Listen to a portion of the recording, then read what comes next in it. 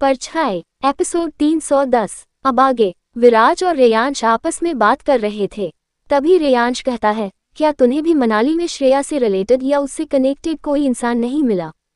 विराज कहता है, नहीं, श्रेया सिस्टर मेरी के साथ रहती थी, लेकिन उनसे भी मुझसे श्रेया के बारे में इतना ही पता चला कि एक रात श्रेया की मॉम उस अनाथ आश्रम में आई थी और श्रेया को जन्म देते हुए उनकी मौत हो गई।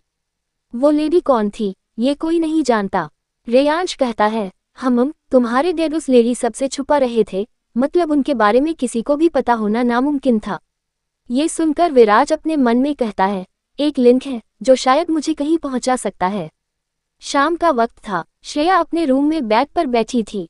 वो काफी परेशान और नर्वस लग रही थी और अपने नाखून चबा रही थी।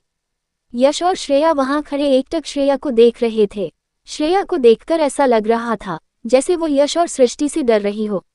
सृष्टि थोड़ी नाराज लग रही थी। सृष्टि श्रेया के कहती है, तुमने आज का दिन भी मिस कर दिया। श्रेया अपने मुंह से अपनी उंगली बाहर निकालती है और मासूमियत के साथ कहती है, आज मुझे मौका नहीं ही मिला ना।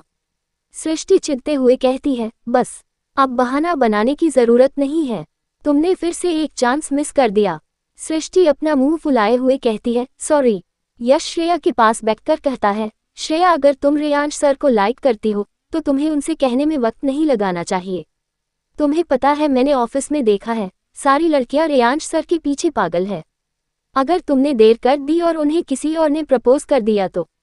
श्रेया अपना मुंह बनाकर कहती है, तो क्या? ये सुनकर यश अपना सर पकड़ लेता है। तभी सृष्टि श्रेया के पास बैठ जाती है और अपनी बात पर जोर देते हुए कहती है, अरे इडियट, तेरा दिल टूट जाएगा। श्रेया अपने दिल पर हाथ रखकर परेशान होते हुए कहती है, मेरा दिल नहीं, मैं अपना दिल नहीं टूटने दूंगी, मैं अभी उन्हें प्रपोज करने जा रही हूँ। ये कहकर श्रेया बेड से उठकर वहां से जाने लगती है। सृष्टि और यश श्रेया से और भी कुछ कहना चाहते थे, इसलिए वो उसे रोकने की कोशिश करते हैं, लेकिन श्रेया नहीं रुकती। बाहर निकलकर श्रेया सीधे रेयांश के रूम की तरफ बढ़ जाती है। वो रेयांश के रूम के बाहर आकर उसके रूम को नॉक करती है। अंदर से रेयांश की आवाज आती है, कम इन।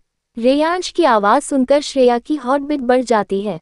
उसकी अब अंदर जाने की हिम्मत नहीं हो रही थी। तभी उसे सृष्टि की कही बात याद आती है। श्रेया अपने दिल पर हाथ रखते हुए कहती है, नहीं श्रेया, आज तुझे डरना नहीं है। ये कहकर श्रेया रेयांश के रूम के अंदर चली जाती है। अंदर जाकर श्रेया देखती है कि रेयांश अपने बेड पर बैठे लैपटॉप पर काम कर रहा था। रेयांश इस वक्त कुछ अलग लग रहा था। उसने नॉर्मल लोअर टी शर्ट पहना हुआ था और उसके बाल बिखरे हुए थे। रेयांश अपने कैजुअल लुक में भी काफी हैंडसम लग रहा था। श्रेया रेयांश को इस तरह से बस देखती रह जाती है। रेयांश को पता था कि उसके रूम में श्रेया आई है। वो अपनी नजरें उठाकर श्रेया को देखता है। श्रेया को खुद को देखते पाकर रेयांश उससे कहता है, क्या हुआ? रेयांश की आवाज सुनकर श्रेया होश में आती है। वो अपना सर झटकती है और रेयांश तो तरफ जल्दी जल्दी में बढ़ते हुए कहती है, मुझे आपको एक जरूरी बात बतानी है। रेयांश कहता है, कहो। श्रेया हड़बड़ाहट के साथ कहती है, हाँ मैं वो। इतना कहते हुए श्रेया खामोश हो जाती है। वो सृष्टि और यश के कहने पर रेयांश को प्रपोज करने तो आ गई थी, लेकिन उसे समझ नहीं आ रहा था कि अब वो कहे क्या। श्रेया को खामोश देखकर रेयांश कहता है, क्या हुआ?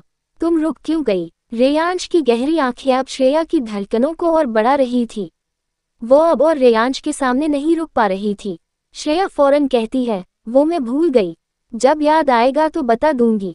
ये कहकर श्रेया वहां से भागने लगती है। श्रेया को जाते देखकर रेयांश कहता है, रुको। रेयांश के कहने पर श्रेया उसी पोजीशन में रुक जाती है। उसका एक पैर और दोनों हाथ इस वक्त हवा में थे। रेयांश उठकर श्रेया की तरफ बढ़ता है और उसके पास जाकर थोड़ी सख्ती के साथ कहता है, सीधी खड़ी हो जाओ। श्रेया सीधी खड़ी हो जाती है और अपनी नजरें झुका लेती है। रेयांश श्रेया की आंखों को देखते हुए कहता है, अब सच कहो, क्या बात है? श्रेया को समझ नहीं आ रहा था कि वो क्या कहे। वो बस नजरें नीचे किए खामोश खड़ी रहती है। ये देखकर रेयांश अपनी बात और जोर देकर कहता है, मैं तुमसे कुछ पूछ रहा हूँ। अब श्रेया का चेहरा लाल होने लगा था। रेयांश श्रेया के चेहरे को ही देख रहा था। उसे समझ नहीं आ रहा था कि श्रेया ऐसे क्यों रिएक्ट कर रही है। तभी उसकी आंखें हैरानी से थोड़ी बड़ी हो जाती है। इस वक्त रेयांश की नज़र श्रेया की गर्दन पर थी। वो गौर से श्रेया की गर्दन को देखने लगता है। ये देखते हुए रेयांश अपने मन में कहता है, ओह नो, मैं इतनी बड़ी बात कैसे इग्नोर कर सकता हूँ? ये मैंने पहले क्यों नहीं देखा? इसका मतलब यही वजह है कि विराज को मनाली में श्रेया के बारे में कुछ भी पता नहीं चला था। श्रेया की नज़रें इस वक्त झुकी हुई थी, इसलिए वो रेयांश के इस रिएक्शन को नहीं देख रही थी। कुछ सोचते हुए रेयांश अपने मन में कहता है, और अगर मेरा अंदाज़ा सही है तो सृष्टि यहाँ किसी और मकसद से आई है। एपिसोड 311। अब आगे। श्रेया रेयांश के सामने नर्वस होकर खड़ी थी। उसे समझ नहीं आ रहा था कि रेयांश के सवाल का क्या जवाब दे। रेयांश की नज़र श्रेया की गर्दन पर थी। श्रेया की गोरी गर्दन पर पतला सा नीला निशान था। वो निशान श्रेया की गर्दन की नसों से बना हुआ था। देखने में वो निशान इतना हल्का था कि किसी के लिए भी उसे नोटिस कर पाना नामुमकिन था।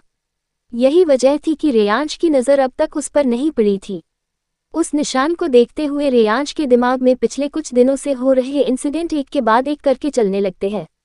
रेयांश अपने मन में कहता है, अगर मेरे अंदाज़ा सही है तो सृष्टि यहाँ किसी और मकसद से आई है। श्रेया अभी भी कुछ कहने की कोशिश कर ही रही थी, तभी रेयांश उससे कहता है, तुम्हारी दोस्त सृष्टि शिमला में कब से रह रही है? रेयांश का ऐसे अचानक से सृष्टि के बारे में पूछना श्रेया को समझ नहीं आता। वो कंफ्यूज हो कहती है, क्या? रेयांश अपनी बात पर जोर देकर स्ट्रिक्टली कहता है, क्या तुम्हें एक बार में कोई बात सुनाई नहीं देती?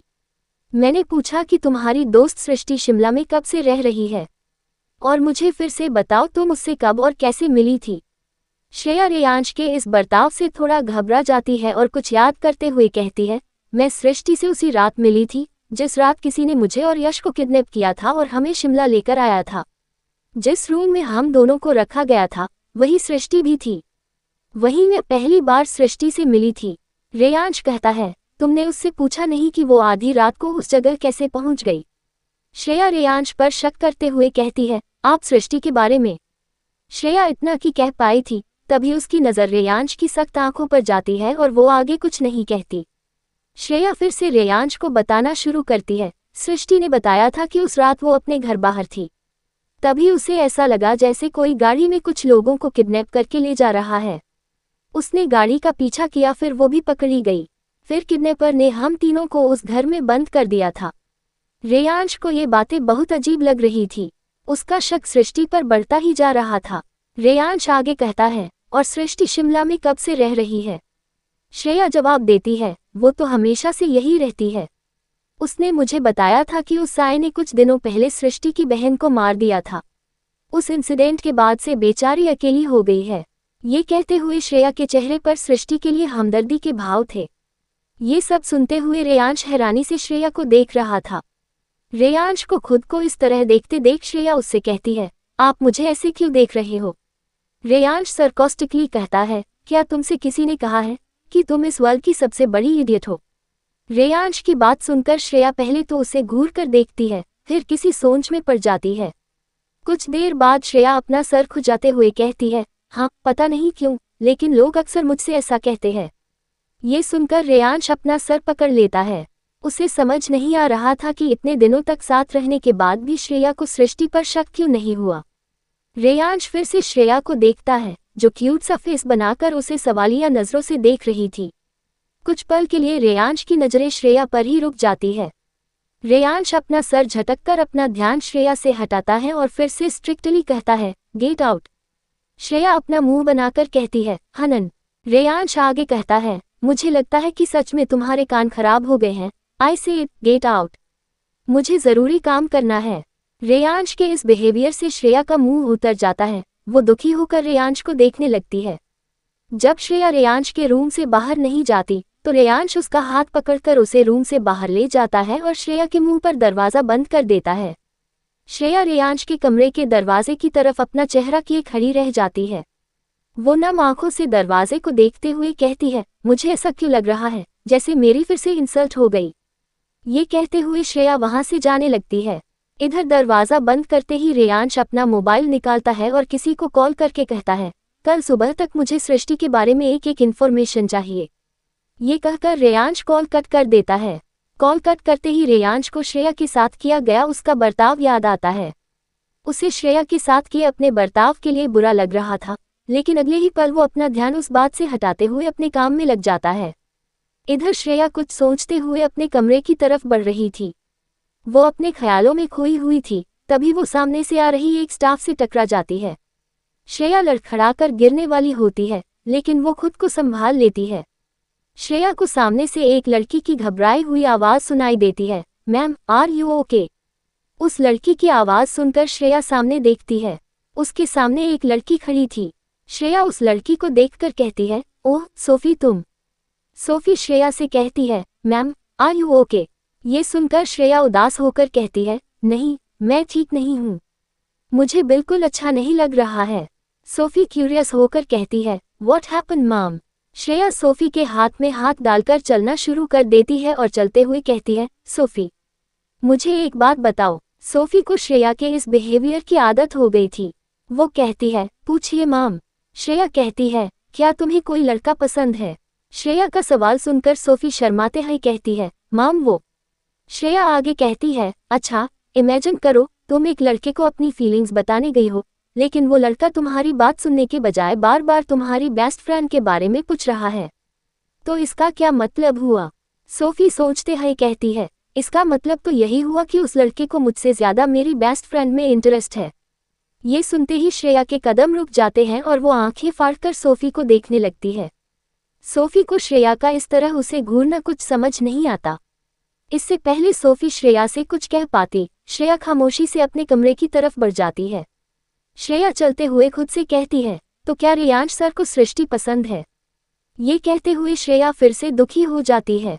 रात का वक्त था। लाइफ केयर हॉस्पिटल में एस.पी. समर अपने बेड पर लेटा गहरी नींद में सो रहा था। उसकी पूरी बॉडी में प्लास्टर और पट्टियां बंधी थी। उसे देखकर साफ समझ आ रहा था कि विराज ने एस.पी. समर की कितनी खातिरदारी की होगी। सोते हुए समर का चेहरा बिल्कुल शांत लग रहा था, तभी उसके चेहरे पर शिकन आने लगते हैं। समर नींद में ही दर्द से कराहने लगता है। ऐसा लग रहा था जैसे उसे कुछ अजीब सी बेचैनी और दर्द हो रहा था। कुछ ही देर बाद समर की आंखें खुल जाती है। आंखें खुलते ही समर के बॉडी से हड्डियों के मुड़ने की आवाजें आने लगती है। अब समर दर्द से चीख रहा था, लेकिन उसकी नज़र अब सीलन पर थी। वो एकटक सीलन को देख रहा था और उसके हाथ पैर बुरी तरह से कांप रहे थे। कुछ देर तक ये सिलसिला जारी रहता है, फिर समर की चीख अपने आप बंद हो जाती है। अगले ही पल कमरे की लाइट्स ऑन हो जाती है। समर फौरन उठकर बैठ जाता है और जोर जोर से सांसें लेने लगता है। समर का शरीर पसीने से पूरी तरह से भीग गया था। वो हाँफते हुए खुद से कहता है, वो यहाँ आए थे, इसका क्या मतलब हो सकता है? और उन्होंने, ये कहते हुए समर अपने हाथ पैर को देखने लगता है। जो समर कुछ देर पहले ठीक से हिल भी है पा रहा था, वो बेड से उतरकर खड़ा हो जाता है। वो अपने आसपास कुछ ढूंढने लगता है, फिर उसकी नज़र पास रखे एक चाकू पर जाती है। समर फौरन चाकू उठाता है और अपने प्लास्टर को काटने लगता है। कुछ ही देर में समर की बॉडी से सारे प्लास्टर और पट्टियां अलग हो जाते हैं। समर अब बिल्कुल ठीक लग रहा था।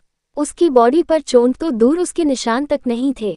अपनी बॉडी को देखते हुए समर के चेहरे पर एक स्माइल आ जाती है और वो कहता है, विराज दीवान, अब तुम्हारा बुरा वक्त आ गया है। तुम नहीं जानते हो कि इस बार तुम्हारा पाला किससे पड़ा है। इधर आधी रात को विराज अपने रूम में बैठे लैपटॉप पर कुछ काम कर रहा था। विराज के लैपटॉप पर कुछ तस्वीरें थीं। ये तस्वीर श्रेया के ऑर्फनेज के कुछ लोगों की थी। विराज बड़े गौर से बार बार उन तस्वीरों को देख रहा था। उन तस्वीरों को देखते हुए विराज अपने मन में कहता है, आज तक ऐसा कभी नहीं हुआ कि डैड से कोई बात छुपी हो। ये पॉसिबल ही नहीं है कि डैड अपने होने वाले बच्चे को बिना ढूंढे हमेशा के लिए देश छोड़कर चले जाएं। तो क्या डैड को श्रेया के बारे में जानते हैं? अगर वो ये सब जानते हैं तो उन्होंने श्रेया को यहाँ अकेले ऑर्फनेज में क्यों छोड़ दिया? और अगर डैड श्रेया के बारे में नहीं जानते तो बिना उस औरत को ढूंढे वो हमें इंडिया से इतनी दूर क्यों ले गए? ये सोचते हुए विराज उस लैपटॉप को जोर से बंद कर देता है। ये वो सवाल थे जिनके जवाब विराज कब से जानना चाहता था, लेकिन वो इस बात को समझ ही नहीं पा रहा था। विराज को ये सोचकर युवराज पर गुस्सा आ रहा था कि अगर उसे श्रेया के बारे में पता था तो उसने क्यों श्रेया को ऐसे अनाथों की तरह इंडिया में छोड़ दिया।